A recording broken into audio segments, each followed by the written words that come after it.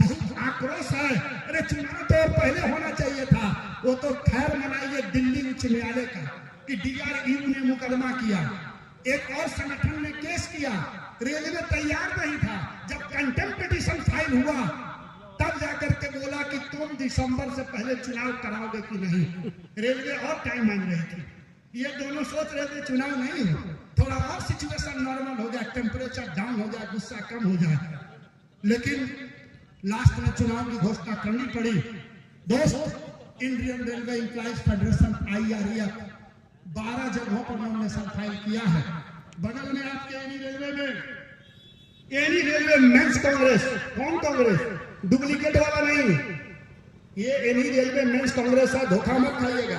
NFIR का कांग्रेस नहीं है, ये IREF का मेंस कांग्रेस है। इसका कुर्सी छाप एनी रेलवे में है। उधर नॉर्दर्न रेलवे में northern railway employees union NREU जैसे CREU है, वहां पर शेर छाप है। West central railway workers union, वहां भी शेर छाप है। इस तरह 12 जगहों पर हम लोगों ने 12 जगह पर IREF ने सब जगह खड़ा किया संगठन। और इस बार बहुत बड़ा मौका है। ये जितनी गद्दारी किया है, जितनी दलाली किया है, जितना रेल कर्मचारियों का मोरल डाउन किया है, जितना रेल को बेचवाने में सहयोग किया है, जितनी कमीशन खोरी किया है, यही मौका है। तख्त बदल दो, ताज बदल दो, राज बदल दो। इसलिए मेरे दोस्त, एक गाना, एक कव्वाली हमको याद आ रहा है, बहुत जल्द वो गाना रिलीज करेंगे। पुराने लोगों को याद होगा, हमें तो लूट लिया मिलके इन दलालों ने, NPS लाने वालों ने, UPS दिलाने वालों ने। ये जो दोनों दलाल है, इसी कव्वाली को मैं रिलीज करूंगा 2 दिन के अंदर, 1 दिन के अंदर। ये दोनों दलाल NPS के बाद NPS UPS के गुनाहगारों को चोट करे, छाप को वोट करे, NPS UPS के गुनाहगारों को चोट करे, छाप को वोट करे। मेरे दोस्त, नुकसान कैसे नहीं हुआ? मैं 90 में रेलवे में आया था, 15 दिन सेल हुआ करता था, PF ब्याज दर 15% था, 15 लाख रेल कर्मचारी हुआ करते थे, स्कूल की अच्छी व्यवस्था थी, अस्पताल में अच्छे डॉक्टर, मेडिसिन मिलता था, कॉलोनियां साफ होती थी, 3 टाइम पानी मिलता था, कूड़ा कचरा नहीं होता था, बिल्डिंग का मेंटेनेंस हुआ करता था। क्या क्या मैं आपको बताऊं, क्या नहीं होता था। आज हम कहां बैठे हैं? जैसे लगता है कोई मुगल कालीन खंडर में कोई बहुत बड़ा ऐसा खंडर है, वहां पर हम लोग बैठे हैं। इस जगह हम लोग पुरातत्व विभाग का कुछ ऐसे पुराने अवशेष बचे हैं, वहां बैठे हैं। अभी बंधु जी पूछ रहे थे, रेलवे कॉलोनी है। हमने जी साहब 47 से पहले का बना होगा, ईंट झड़ रहा है, प्लास्टर पेंट झड़ रहा है। और बगल में चलिए, ऑफिसर रेस्ट हाउस दिखाते हैं, वहां देखिए टाइल्स और मार्बल हर 2 साल पे चेंज हो जाता है। उसकी चमक जो है, साहब की गाल की चमक को फर्श पे दिखाई नहीं पड़ता है। बोलता रहे यार ये आईना गड़बड़ है, इसको चेंज करो। ये उनका आईना है जो फर्श है, ये करोड़ों रुपए का आईना बदलता है। अभी समस्तीपुर में माधवी चौक पर जो ऑफिस बनाई गई है इनका, बागेश्वर बाबा का, कई लाख रुपया लगा के बना है। ताजमहल बना है, मुमताज की याद में इतना बड़ा बिल्डिंग वहां पर बनाया है। इन दलालों का, कमीशन खोरों का। भाई अपना रेस्ट हाउस चमकाओगे तो दलालों को कमीशन में इनका भी ना फर्श लगाओगे, टाइल्स लगाओगे। ये तो इन लोगों की मिली भगत, ये बिजनेस है। अभी क्या हो रहा है, अपने पोस्टर में RKTA लगा दे रहा है। अभी RKTA का पंचाल फोन करके पूछा, बड़े डिसिप्लिन में पूछा, क्यों अंकल आप तो मेरे दादा की उम्र है, मेरा नाम कैसे आया आपके पोस्टर में, किसने आपको समर्थन दिया था? बोला एक वो था, वो कौन था, वो आया था और कहा कि मैं RKTA का महामंत्री हूं, मैं आपके साथ हूं। बोला कुछ लिख के दिया था क्या, कोई पहचान उसकी है क्या? कैसे आपने मेरे नाम का इस्तेमाल किया? मैं आपको बता देना चाहता हूं कि कुछ ऐसा वैसा ना हो जाए, अदालतों के चक्कर में इतना पड़ना पड़ जाए। अपने लोगों को समझा दीजिए हमारे नाम का गलत इस्तेमाल न करे।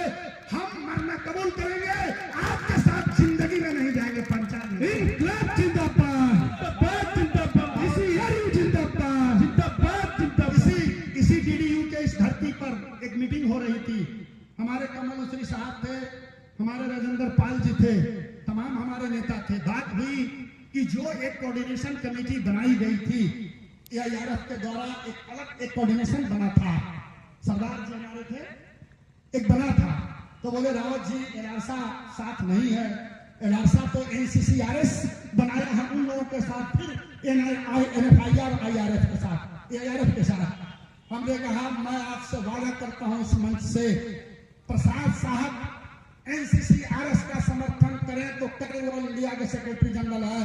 ECR में जब तक AK राउत रहेगा, ये रहेगा संघर्षशील लोगों के साथ, कर्मठ ईमानदार लोगों के साथ, जनता के सवालों पर लड़ने वालों के साथ रहेगा, दलालों के साथ कभी हमारी कोई समझौता नहीं होगी। और आज मैं इसी बात को दोहराता हूं, NCCRS कहां चला गया? एक NCCRS बना था 74 में, national coordination committee of relevant man forest. उस NCCRS से क्या हुआ था? ये हमारे जॉर्ज फर्नांडिस साहब अध्यक्ष हुआ करते थे उनके, और जब ऑल इंडिया स्ट्राइक हुआ, आम हड़ताल हुआ, 9 दिन में जब इसका मान्यता सीज कर दिया तो भाग खड़े हुए जॉर्ज साहब और AIRF भाग गया। 22 दिन तक आंदोलन में पार्टी लोग रहे, लोको रनिंग के लोग, कैरेज के लोग, गार्ड, एस्मा, तमाम लोग 22 दिन तक आंदोलन में रहा। और सबसे ज्यादा चोट खाया तो लोको रनिंग वाला, 50,000 विक्टिमाइज था, 10,000 42 का रिमूवल था, मीसा लगा हुआ था, एस्मा लगा हुआ था, हजारीबाग जेल से लेकर न जाने किन किन जेलों में लोको पायलट लोगों को, ड्राइवर लोगों को बंद किया गया था। वो लड़ाई हम लोगों ने लड़ी, बहुत लोग नौकरी पर आए, बहुत नहीं आ पाए, शहीद हो गए, कुर्बान हो गए, बाल बच्चों का भविष्य खराब हो गया। वो आंदोलन था 74 का। और इन लोगों ने, नेक्स्ट कांग्रेस वालों ने क्या किया? NFIR वालों ने अपने बच्चे की बहाली कराया, ट्रेन चलाया और लोअर वर्कर कोटा में, दलाली कोटा में बच्चे की बहाली करवाया। आज DDU में भी होगा, कोई बड़े पद का DDU में भी होगा। हमारा डिविजनल जोनल प्रेसिडेंट है DP श्रीवास्तव, उन्होंने कहा कि जब मैं 81 के आंदोलन में हम पर वारंट था, हम जब नजरबंद थे, छिपे हुए थे, तो उनके कुर्की पर जो विटनेस का दस्तखत था, वो NFIR का जो नेता था जो उनके कुर्की पर साइन किया था। हम उसके साथ जाएंगे, हम उसका समर्थन करेंगे, कतई नहीं। और NFIR का इतिहास क्या रहा है? अरे हमेशा तो कांग्रेस के साथ रहा, हमेशा रूलिंग पार्टी के साथ रहा, वो कभी जमीन पर नहीं आया, कभी झंडा नहीं उठाया, कभी आंदोलन नहीं किया। वो क्या आंदोलन की बात करेगा, OPS की बात करेगा?